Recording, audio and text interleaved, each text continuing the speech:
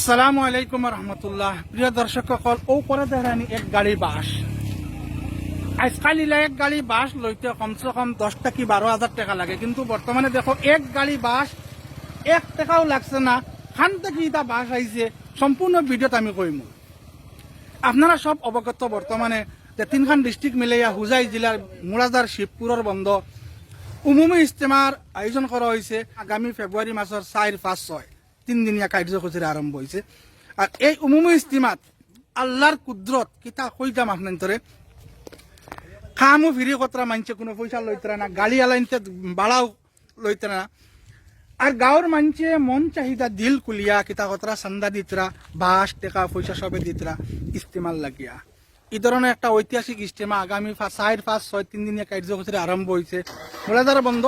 আজকে আমরা ওই ইজতেমাত যাইমু, আপনাদের ইজতেমার খামর বিষয়ে দেখাইমু। আর আমি ভিডিও দ্বারা আহ্বান করি আর যারা এখন পর্যন্ত ইজতেমাত গেছেন না বা ইজতেমাত যাইবার কল্পনা কতরা আইন ভাই দিনের খাতিরে তোরা কাম করেন, ভিডিওটা বেশ বেশ করে শেয়ার করুক। যারা এখন পর্যন্ত কামর লাগি আগবাড়িছে নেরা যাতে আগবাড়ন। আমরা আজকে গাড়ি লিয়ে বার হয়েছি, এক গাড়ি বাস আছে আর এক গাড়ি বাস লিয়ে আমরা বর্তমানে ইজতেমাত যাইতাম।